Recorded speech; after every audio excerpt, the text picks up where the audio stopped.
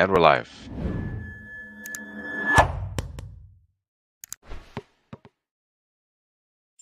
Hey everybody, welcome to the agency podcast here with Pasha and myself.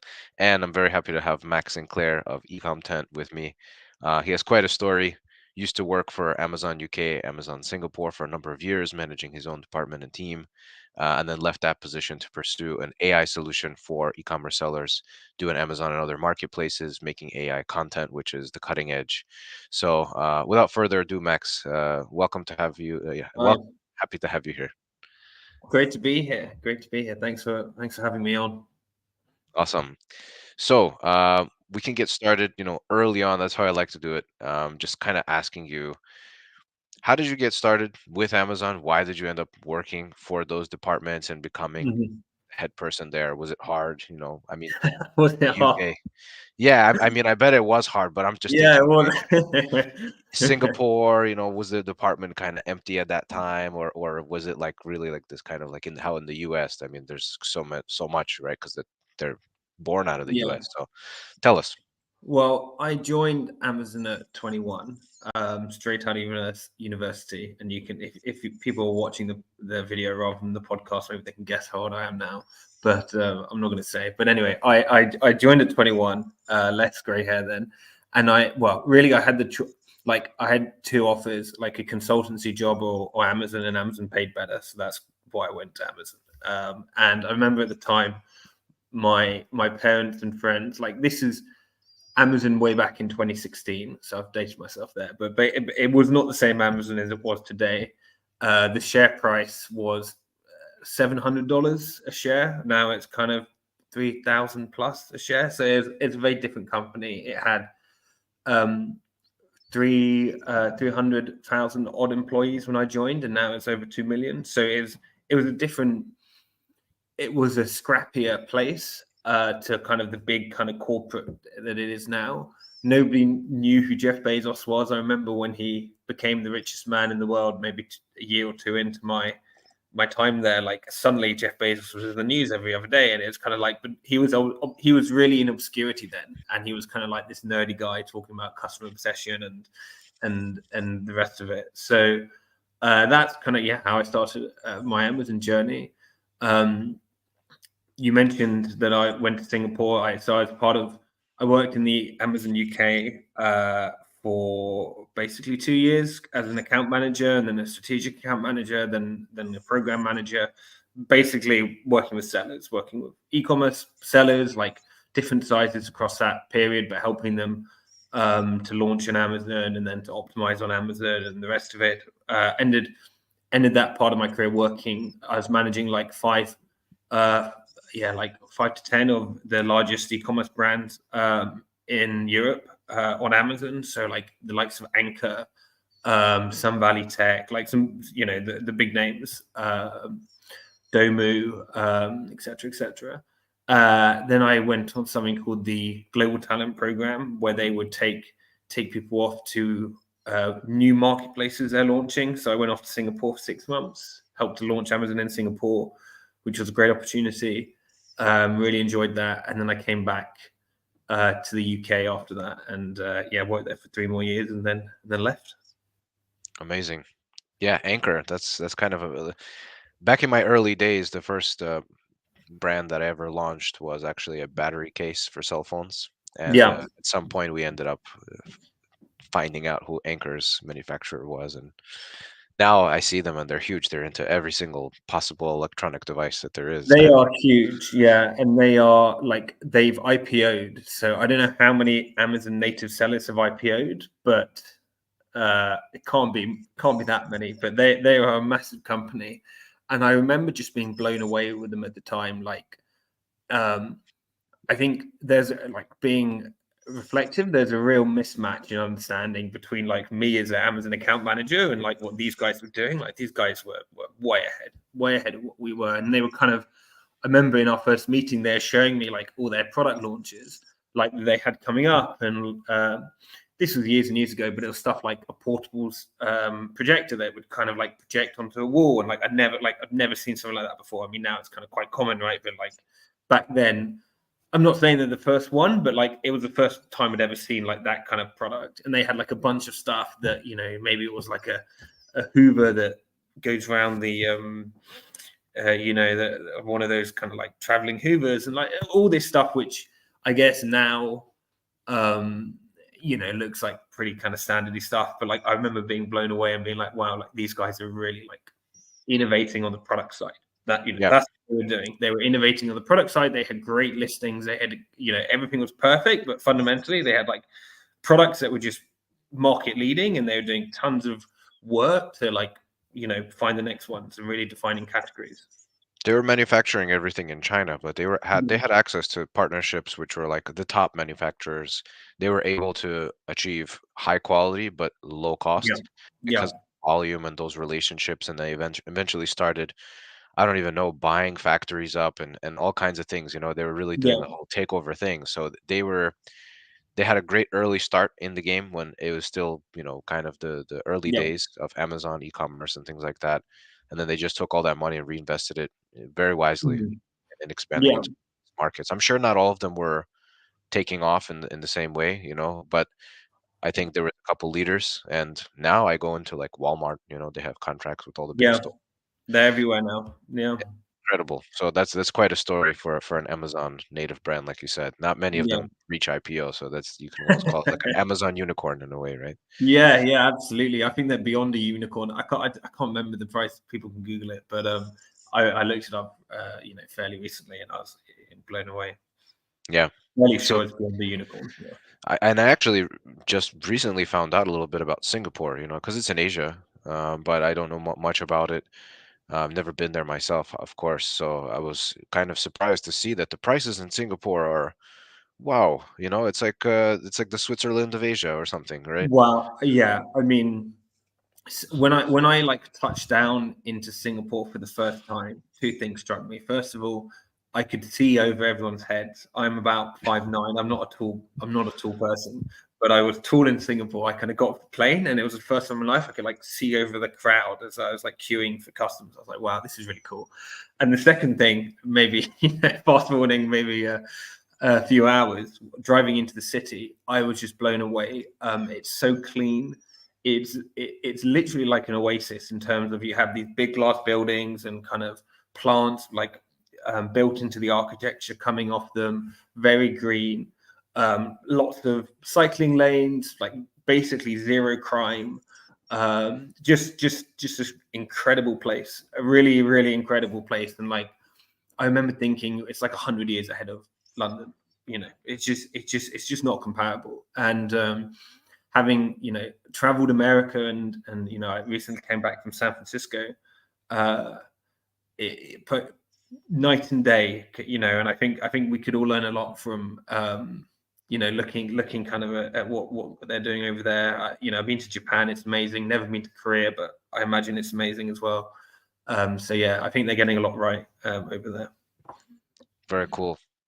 Yeah, there's a lot to be said on that. I think Mhm. on a separate episode, there's a sometimes I make the joke. I hear it. I heard it from somewhere. It's not an original comment, so I hope anybody watching won't get offended by this. But some people say that America is actually a third world country, and Yeah, when you travel to some of these other places like Singapore, or maybe some places in Europe or some places in Asia, I mean everywhere, you can kind of get a sense of that in a way, right? Because there's some things which are very outdated, like telephone wires. You know, a tree falls in my neighborhood and then the power's out. You know, you go to yeah. Europe, all the wires are already underground for decades. So just little things like that would kind of paint the picture. Anyhow, let's talk about a little bit about Ecom 10.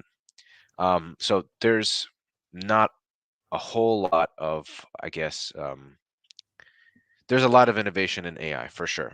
Yeah. But I have not seen a whole lot of companies doing what you're doing with AI in terms of like really narrowing down the niche and saying this is the technology that we're utilizing, but we're using it specifically for these purposes. This is what the content will look like, and having Hmm. it sort of custom tailored in that way. I think that's very impressive. So because AI is so new, Hmm. to pursue that kind of leave a stable role, right? And being responsible for all these things you're responsible for, and just kind of diving into something that is a little bit more of on the innovation side and kind of cutting edge, like, tech side that's evolving so fast. Talk a little bit about that experience. What made you make that leap? What gave you that confidence? So, I mean, the founding story is my now co-founder showed me the first public release of Stable Diffusion. And for those who don't know, this is where we're very familiar with it now. This is where you type in the text and you generate an image. So he showed me this in September 2022. And it's the first time I'd ever seen this. This is before ChatGPT, if people can remember such a time. And I was like, this is incredible. Just like the most mind-blowing technology I've ever seen. And I said to him, would it be possible to put a product in the image? Like, customer selling like a bottle, whatever. Could you type in the text, generate like a lifestyle image of that product? And he was like, yeah, it would be possible. Like, it's an open source model, so you can fine tune on these things to do that kind of stuff. And he built like a really scrappy demo over a weekend, and he kind of showed me this, like the Monday or whatever it was. And you kind of would put in the text, generate an image of the product that you would upload beforehand, and it had all the problems of like that people are very familiar with now, like hallucinations and distortions and like looking kind of weird and all this stuff. But fundamentally, I was like, okay, I see the potential. This is going to be absolutely massive. And we basically both were full time since that point. And we were building this.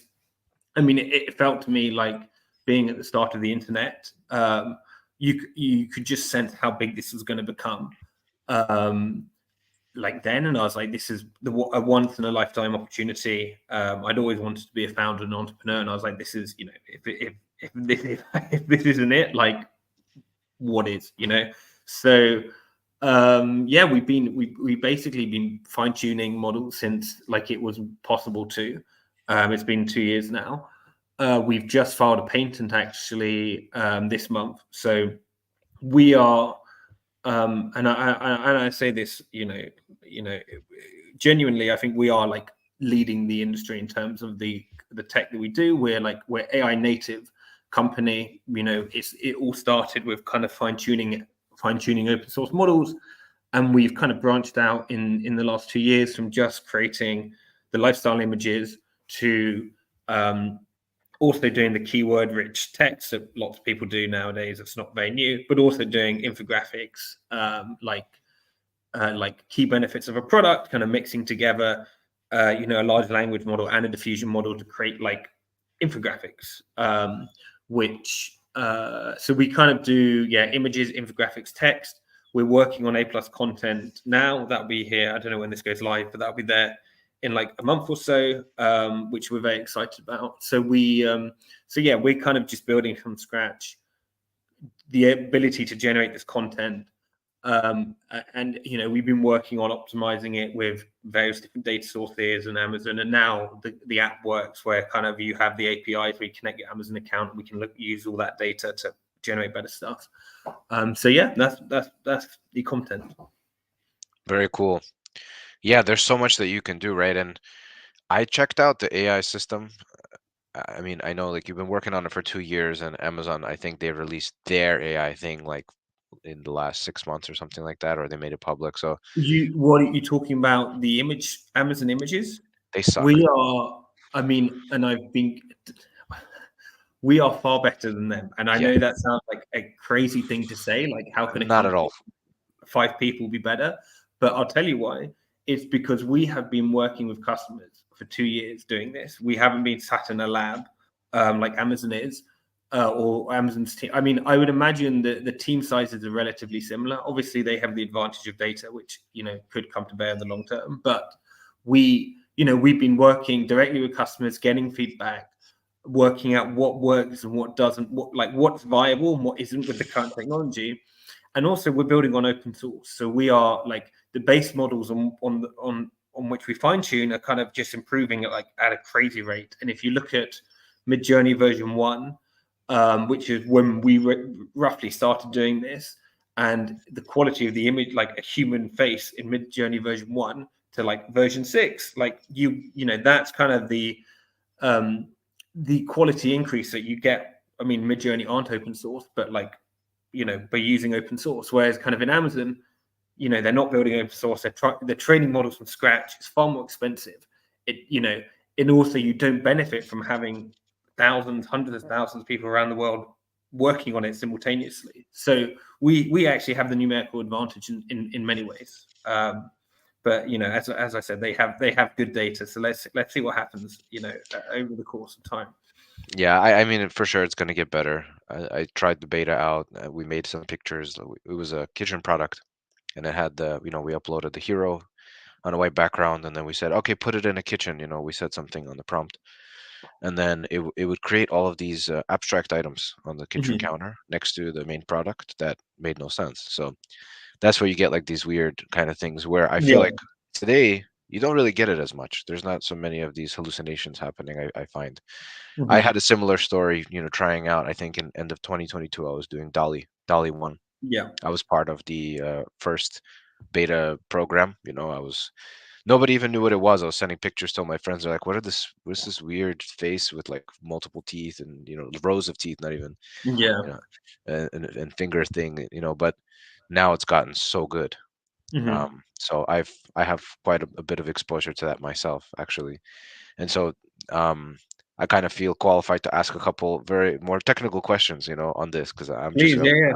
I'm very curious, on the inner workings of this thing. So, in terms of building the models Yeah. themselves, how do you how do you make like how do you customize per brand? So you would have to create a custom model for Mm-hmm. the image generator, right? So you said you're using Stable Diffusion or Yes. Midjourney.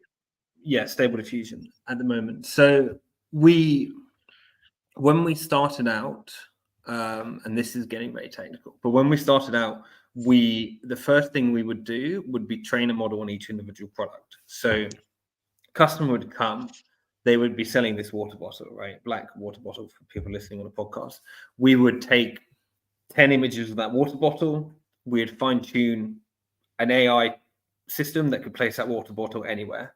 Now, the advantages of that was the lifestyle images in theory were the kind of the placement was better, but and I'll explain, you'll see why I mean that in a second. But the disadvantage was the customer needed to give us 10 images, right? And like the problem is they don't have images. So like that was kind of like a bit of a flaw in the whole like work. Like if you actually think about it from a customer perspective, they're like, these guys are asking me for 10 images. I don't have 10 images. I want you to give me the images. Why are you asking me for the images? Yeah, yeah, So that was problem number one. Problem number two was just the scalability, like forgetting that um training an individual model for each product was really time consuming. And my CTO who did all of this, we had, this is before kind of we went live on the market, but we would have like 5-6 customers and he'd be working like training, you know 12, 15, 20, whatever, like however many we were doing models, right, which is like super time consuming.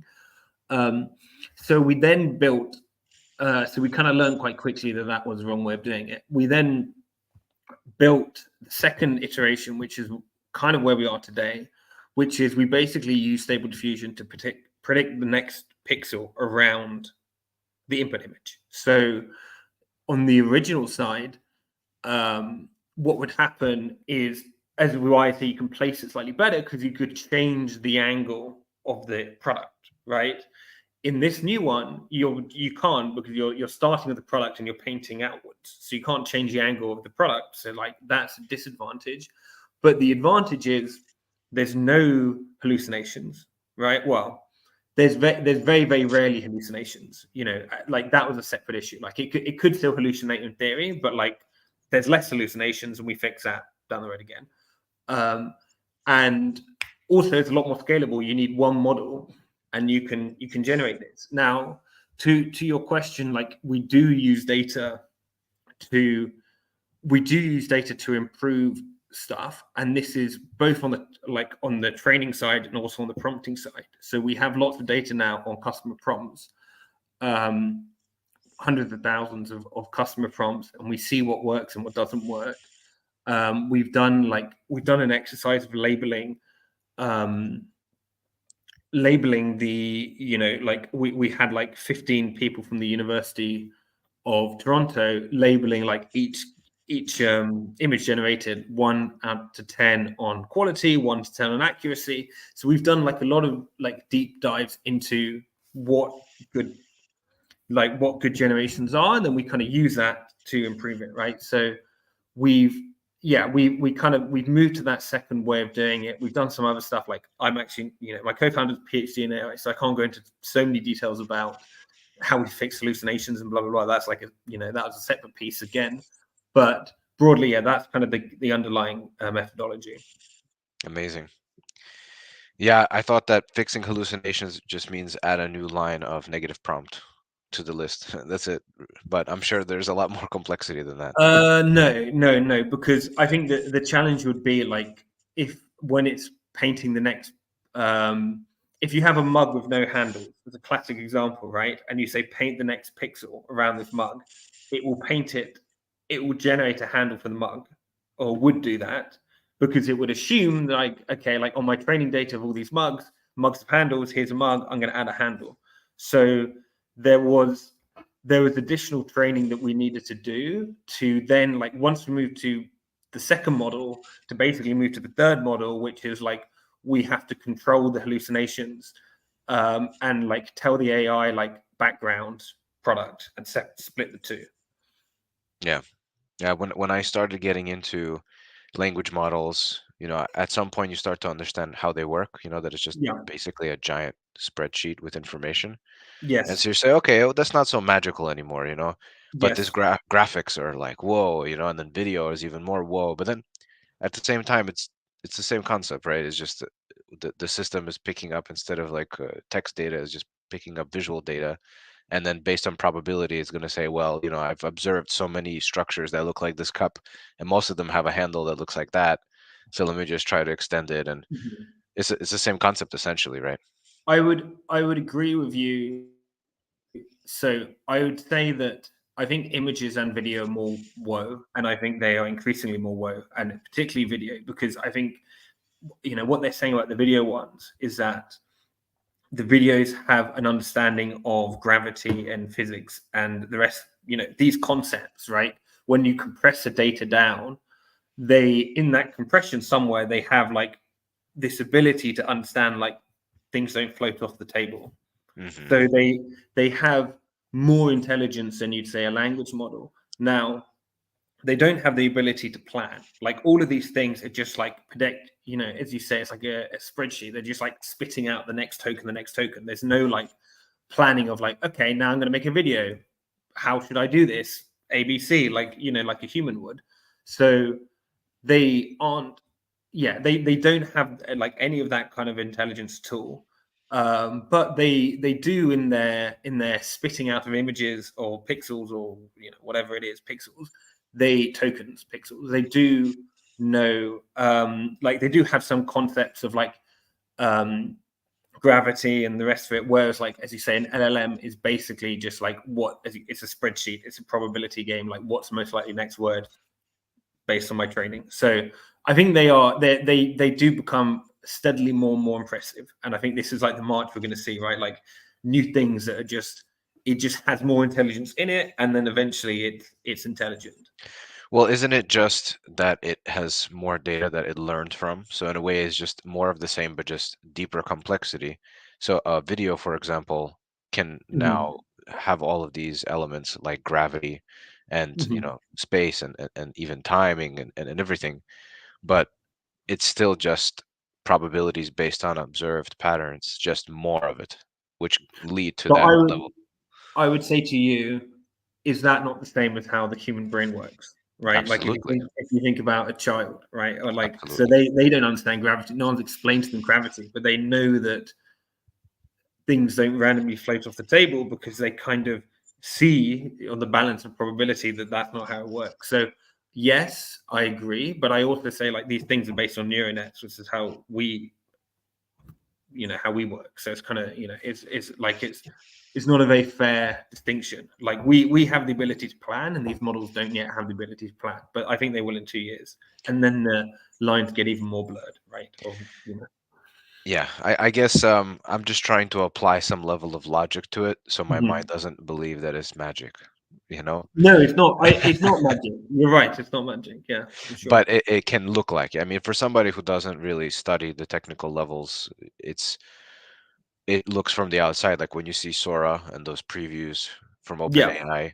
I mean, anybody, even if you are like mega geeky nerd with all of this stuff, you're just blown away because how I fast agree. that came, right? That's the other thing. You're aware of how this is progressing and is just like truly exponential. We've never seen a Yeah. technological revolution like this before. I think that for me is the biggest thing. And like as you can imagine, I do talk sometimes, and one of my slides is literally V1 mid journey, which is 2022 in February, and V6, which is 2023 in December.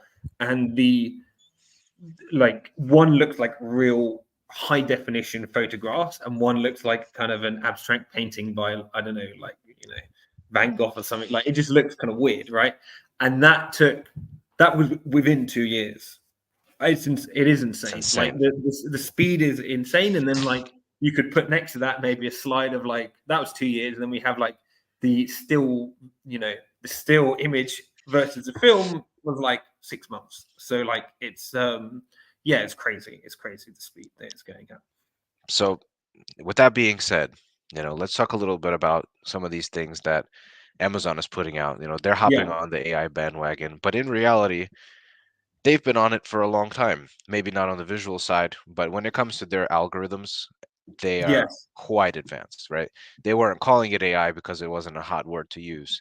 But I know that they've been, when you have Mhm. that quantity of data, you have to build some kind of algorithms which are built with some level of intelligence to make decisions and improve their margin, the margin for their buyers, sellers, and so forth.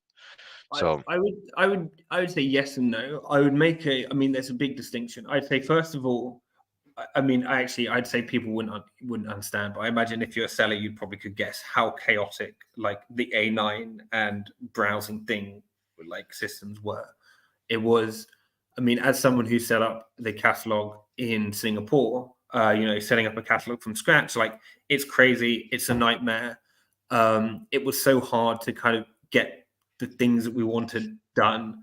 Like there's just so many requirements and like um localization. So like this is legal here, this is not legal here, like they have inches there, they have centimeters. So like the whole thing is really complex and messy, and I think intelligent would be almost the wrong word. It's just like layer upon layer upon layer of like things that have been built over time, um to get to this point where like the old AI system and the browse and catalog behind it is really kind of just a mess. Like this is my personal view, having worked with it very closely. Like it was a mess, and obviously you have systems, and I think you're right. I think with Rufus and Cosmo, which we'll talk about, like this is going to be completely reinvented and built from the ground up.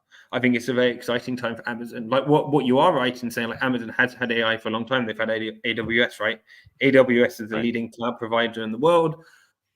It's don't quote me on this, but it's like 70% of Amazon's profits. It's like the most important part of the business by a significant margin. And yeah, they have the incredible talent in there. They have Bedrock, which is kind of what all the AI, what I wouldn't say what a lot of people in my position and other startups are building on. Like you're building on AWS, right? You're not building all this stuff from scratch. You're kind of building you're training your models, you're building your front end, but you're using the AWS architecture, right? Like, of course you are. Like, otherwise you need like a team of like 100 or whatever it is, right? Right. So yes, like they are very like in some ways they are very advanced, and they have had the details for a long time. In other ways, like I think this is going to change the Amazon catalog completely, because what was before was a nightmare, and I think people, I think sellers would kind of know this, right? If you know, like the flat files and everything, like it was a complete car crash in many ways. I think once you get closer to their system, you definitely see some of those intricate failures. Mhm. Um, but for the most part, I mean, managing that volume of data, what I was trying to say is generally they have so much to manage that they were able to still grow the company, minus a lot of the headaches that sellers have to deal with. To the Yes, buyer, it looks very clean and nice. In terms yes, of what's very going on often. in the back end, that's a different story for sure. No, for the customer. I mean, yeah, for the customer, it looks great, right? Like Yeah, it's the best in the world for sure. Yeah, yeah. I as mean, as a search engine, but then as a you like, search engine, yeah, okay, yeah, you can, there's so many holes for manipulation when it comes to sellers. There's so many inefficiencies when it comes to listings getting taken down. You yeah, trigger, you say one word wrong on your listing, and then it goes down 4 months after you've created the listing, and nobody can tell you why. What was the word? You have to dig very deep. You can ask case yeah, support every day for 3 months, the same question, and finally somebody that drinks an extra sip of coffee that morning and decides to pay attention to your inquiry and will finally go in and find that word and give you that word, and then you so those are the types of yeah, things as sellers that we have to deal with. As an agency, I see that every day. yeah, But for the buyer, it's amazing. And so yeah. I'm curious to see for the sellers how this changes. How does this actually change the game? So far, sellers this year are not very happy about fees and things. Yeah, and um Amazon's listened actually. They have Uh, they did some refunds, but what they've listened to, from what I recall, is that they just extended the transition period. I don't think they've eliminated the fees, have they? yes, but I think the fact that they've extended a transition period means that they're monitoring the situation, right? I like That's true. That is true. so I think I'm not at Amazon anymore. I don't know what's happening, and this is probably way above my pay grade anyway. But I think they are listening, right? Like whether they are complying or not. I think the challenge is, and I can say this, is that the profitability in the marketplace is really tough for Amazon. And I know that sounds ridiculous, but it's true. Like, the costs of like massive warehousing and fulfillment everywhere, which they're trying to turn to electric by 2030, Mm. and all support start like it's it's a thin margin game, right? Amazon is not on the AWS side, but on the marketplace side. So, and I think they've always had this view of like, that's fine. We're just going to grow and grow and grow and grow. And I think at some point, like the day has arrived, where it's kind of like, but now we need to turn this into a profitable business. Like we can't just balloon out forever. In like, so I think kind of that be the driving force behind this is like, Amazon needs profit. Like obviously they're profitable, like they're making, it's $1 trillion business. I'm not saying it's like not profitable, but I mean the margins are very thin from their side as well. Yeah, but it's, the issue comes into, all right, if you're going to take the margin back, you're going to take it from the sellers. And so if you I'm take it not. from I'm not defending there. yeah, I'm not yeah, defending this at all. I'm not defending this at all. I'm just saying that would be the reasoning behind it. it's a Um, I but agree with you. It's just such a cascade, right? It just ends yeah, up with I think you're. I mean, ultimately, nothing in life is free, but people, as in all the consumers in the world, are used to free next day delivery, right? yeah. And that's where the math doesn't add up, because like no matter where you live in the UK or the US or wherever, like you want free next day delivery, that ain't free. Like that's expensive. That's extremely expensive and complicated. But the customers want it for free, and therefore that's kind of where the equation starts to get complicated. Yeah. Yeah, it'll be a bit of a back and forth, but I'm sure it'll even out over time. I Yeah, agree with you 100%. The fact that they've made a change in response to what's been publicized, just from people individually speaking on their social yeah, channel or whatever, or even sending an email out, just the mass of that probably. I'm sure there was some data to back it as well, where they saw after they did it, less inventory came in, or prices went up and yeah, less buyers were involved, and they saw some kind of backlash. So they were like, hold your horses for a second. Maybe this is not too yeah. too fast, too aggressive."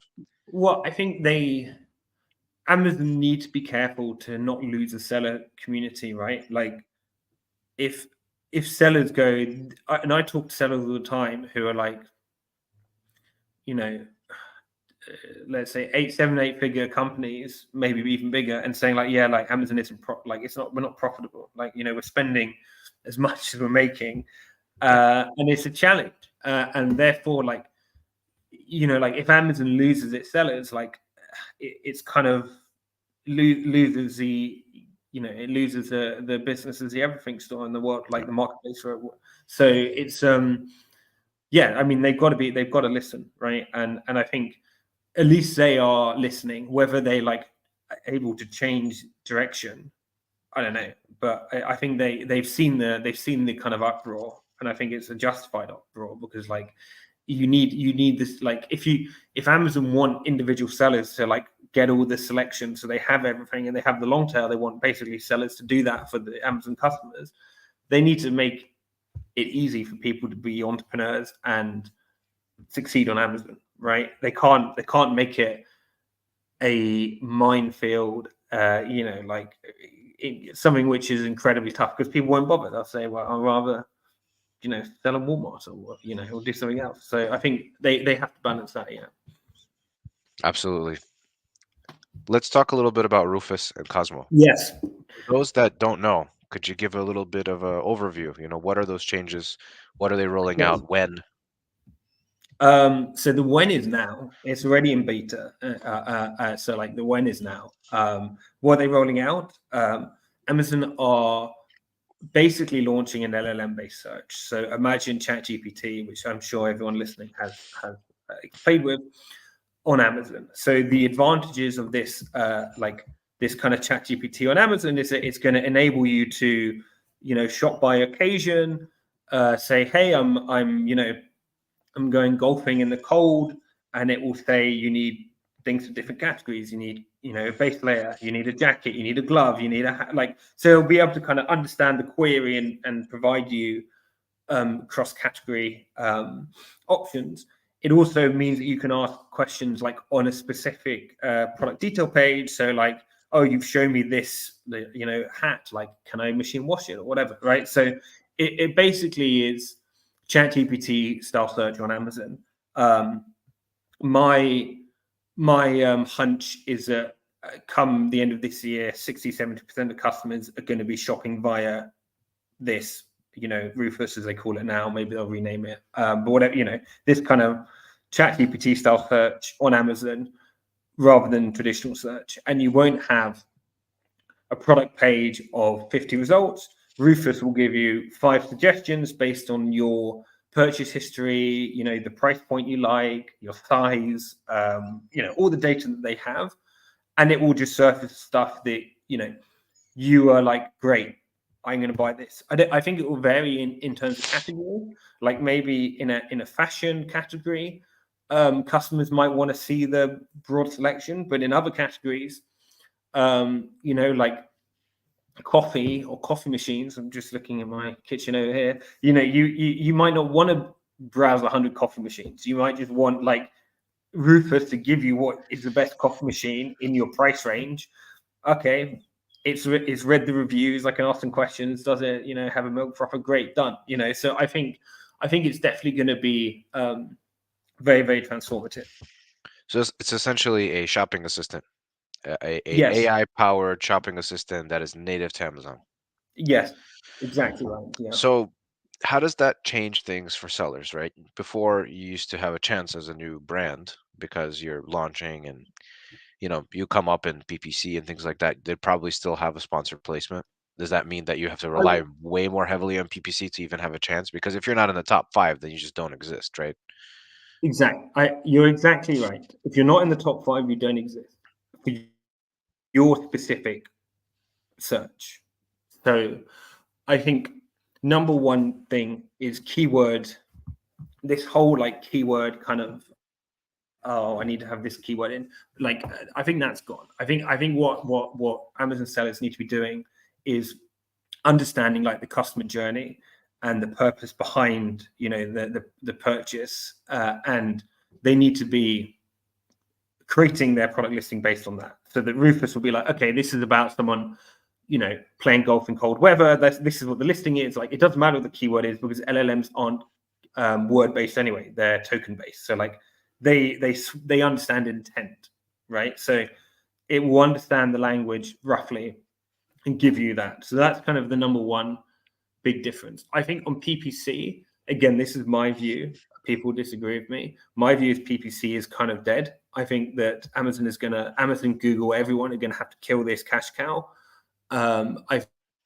Think I think there's so much opportunities that AI gives for monetization, especially if you're Amazon and you have AWS and you're going to have all these new startups building on you. I think that they're going to have to say, look, like, PPC is a horrible experience for customers. Yes, it gives us some revenue, but it's a fraction of the revenue of the AI kind of AWS cloud infrastructure. And anyway, it's a terrible customer experience. And what actually the best customer experience is just showing people the best products based on their search. And yeah, we'll have 1 or 2 slots of PPC out of the 5, but I think PPC is going to become less important. That's my view. Well, so how does somebody get ahead? I think the answer is there isn't like a magic formula to be getting ahead, right? Like, well, let me say that, and then I'll say something else. So I think ultimately, like, going to need a great product that Amazon, which is good for customers and people like, and serves like a specific use case and like customer need, rather than just like something random you bought off Alibaba. And you understand that, and you write a listing that reflects that, and people will be able to see that, and that's what's going to win. Now, on the margins, I think what will also help is the quality of the content, which is what we do at eContent. These things are multi-modular, so they can understand images, they can understand infographics. There will be, I would imagine, more weighting towards images in this search than we've seen before, which was basically none. So, like if a jumper, if I'm wearing a grey V-neck, but I've described this on Amazon as maroon, and someone searches for grey V-neck, it's going to know it's grey, and it's going to surface it. So, like, when you search on Amazon now for a color, and it's like all random colors because, like, the problem with the catalog, like, that's going to go away because, like, it understands the color, it understands the intent. So I think it's going to, high quality listings which are focused in kind of natural language to understand how explain what the product does in the use case. I think it's going to be important. Good quality content in terms of images and text. Maxing out on your images is going to be very important.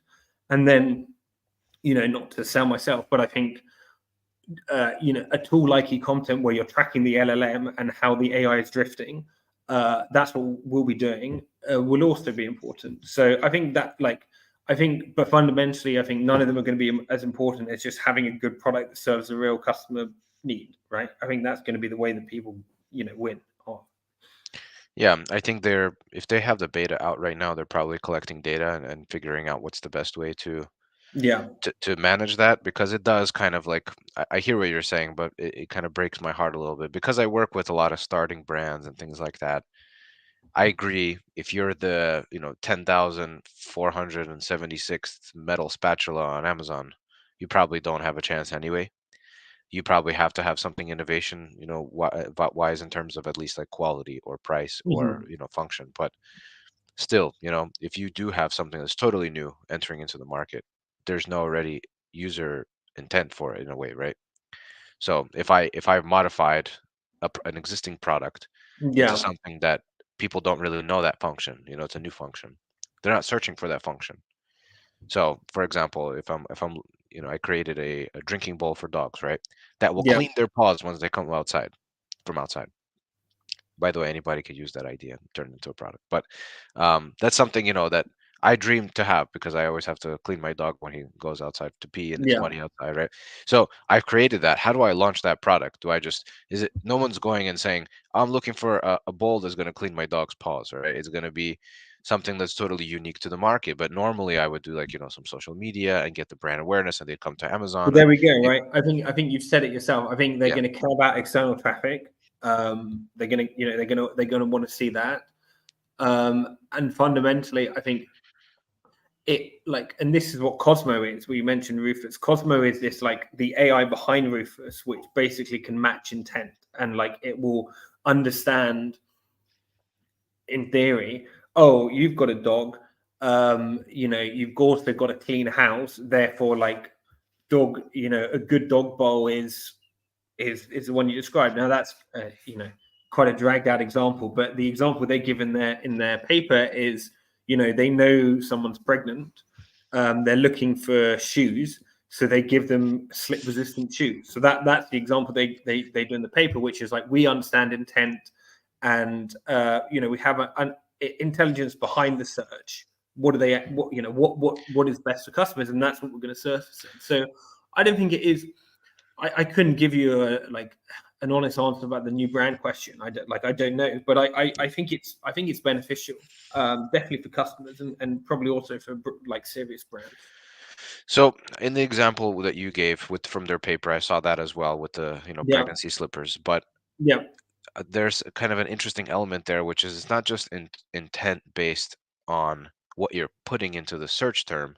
They know you because they have your data, yeah, right? Because they see your shopping behavior on Amazon, in Whole Foods, or yeah, what you like to watch on the Amazon Prime, and all these other things that they've given to you, right? As a customer, you're subscribed to so much of their properties, so they yeah, probably combine all that data, mix with what you're searching for at what time you're searching for it, yeah. and based on what's going on in your life, and then they're going to spit out an answer and that's very convenient. Hmm. So I guess with that being said, before we hop off here with the time and everything, I have one question, which is, if there's Yeah, an Amazon seller that's watching this, or agency, or somebody who's involved, right? What is the best way to optimize for these new changes? Like, is there yeah, anything that can be immediately actioned yeah. aside from improving their content and working with e-content, but from the Well, back end perspective, or, I or think anything for that matter. I think as you said it there, like quality content number one, listings that understand, like explain how they help the customer, right? Keywords is dead. It's about intent and how, like the use cases. So that's number one. Um, Visual content, e-content, or whoever else you want to use for it, it's going to be searching with images. You want to have illustrative images. This product, for a dog, like the dog's muddy outside. Now the dog is kind of clean inside with the bowl. Like you're gonna want to paint the picture with the images as well. Right. So I think that's going to be very important. Um, Q&As. So Rufus has been trained on Q&As, based on the product page. So like having really detailed answers to the customer questions is going to be really helpful, because it's literally probably what Rufus is going to be surfacing back to the customers, if they to new customers, if they asked a question to Rufus. Um, and yeah, I think like tracking and optimization, I think it's going to be very important. I think it's not going to be just about stand and forget beautiful listing. You're going to need to regularly see, what the conversion and the visibility metrics are, sessions and everything, and adapt, right? Whether you do that with AI or not, like I think that's going to be very important as well. Fair enough. Well, let's see. The Amazon wave and the AI wave are coming together. And let's see Yeah, what's going to happen out of that. But such an exciting time, very exciting truly. time. Yeah, Max, thank you for coming on and sharing your insights, sharing your story, and happy to be on this journey with you. Excited to actually get into e-content, into the inner workings, try it myself as a seller, and highly recommend it, to anybody else who's interested in utilizing AI for their content needs on Amazon. And excited to see you guys roll out that new feature with A plus. I think that's going to be a hit. I think that's what, yeah. what people definitely want. So you're on that right track. So thank you again, and thanks for Thank everybody you. for listening. See you on the next one.